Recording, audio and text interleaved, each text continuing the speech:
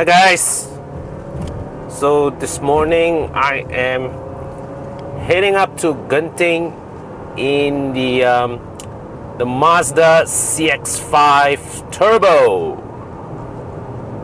So having driven this car from KL to Penang and back, it has really impressed me on the highways. So now I'm going to see how this car fares on the winding road up Genting. Now earlier on, I think a few days back, some of you would have watched my good friend YS Kong's video taking the same car up, the CX-5 Turbo, on the same road.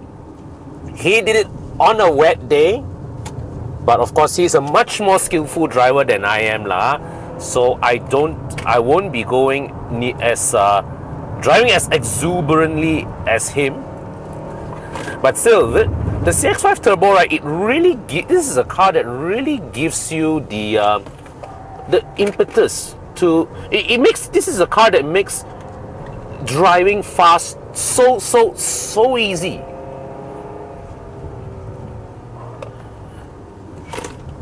Now today I'm in dry weather, so compared to YS's run earlier, right, where he took the car in relatively wet conditions, he was in some bends struggling a bit for lateral grip.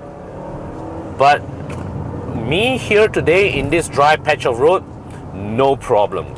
But then again, we have to remember that the choice of tires from the factory isn't exactly the sportiest one. So yeah, there is a bit of, I've also just felt a bit of slippage there, but it was entirely very well controlled. So you really can feel the chassis at work, as together with the all-wheel drive system, of course, at work, maximizing available grip at all corners.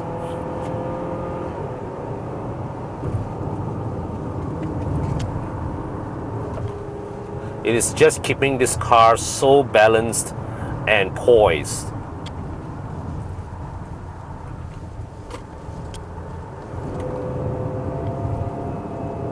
And of course, the 6-speed Skyactiv transmission is just so intelligent with its shifting that it really isn't an issue that this car does not come with pedal shifters.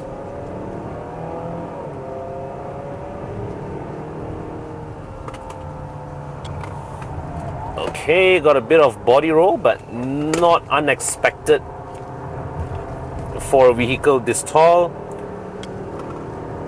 Certainly very manageable.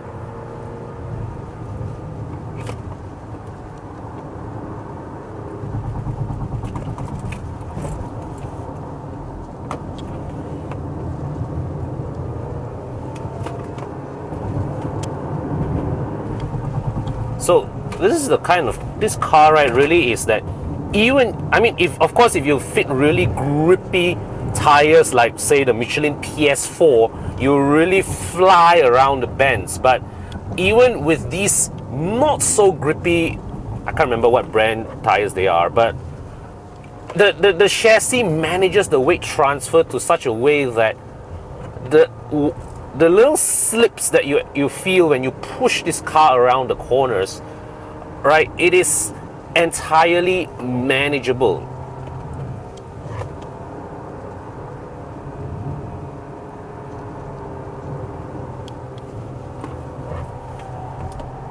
And Mazda being Mazda, the chassis is always so communicative, so you always know what is going on underneath.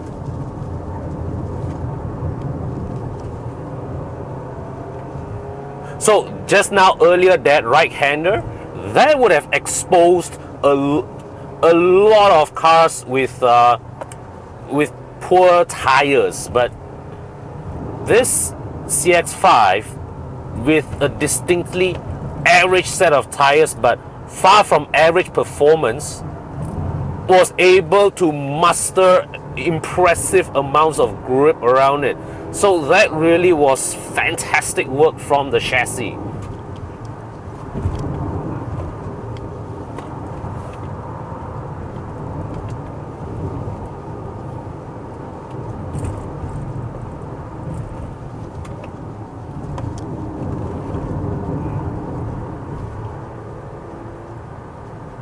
And that's Chris V in front in his cousin's BMW Z4.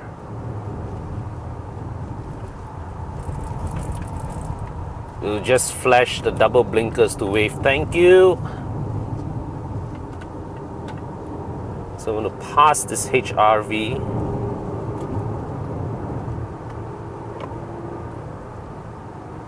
The Vios is not exactly gunning it, but the W203C class there, so it's making this, yeah, a little bit of a mini chicane, not up to the risk of stomping it and passing.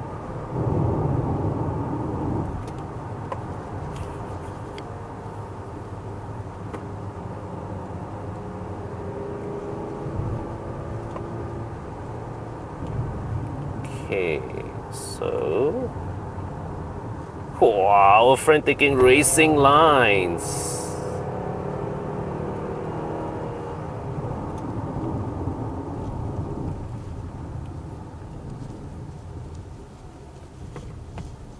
Not bad.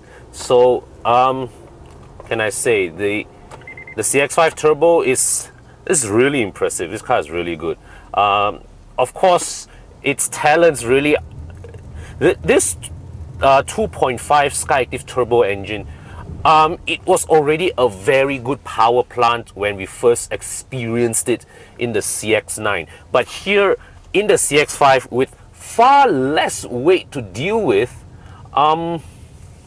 it absolutely shines and it absolutely flies. This thing, well, not so much coming up Genting. Coming up Genting, it was very good. But on the highway, when we were driving KL Penang, this thing was flying and was just packing so much pace underneath, and it delivers all its performance just so effortlessly. So, there are comments that, with the current downsizing trend, everybody is using 2-liter turbocharged engines, but Mazda has been very resistant to the downsizing strategy. Okay, and I believe the fact that they even had this 2.5 turbo was for the purpose, because when they developed the CX-9, they suddenly realized that, hey, I don't have a big V6 anymore. I don't want to put a diesel engine in that car. So their only solution left was to put a turbocharger around on the 2.5. Okay. So and then after they developed the engine, they say, hey, let's put it on the CX-5. And whew, this thing is just such a magnificent power plant. All right. So yeah, here in Gotong Jaya, that was, if you have seen the Santa Fe around me, that was Bobby. Okay guys, thanks for watching.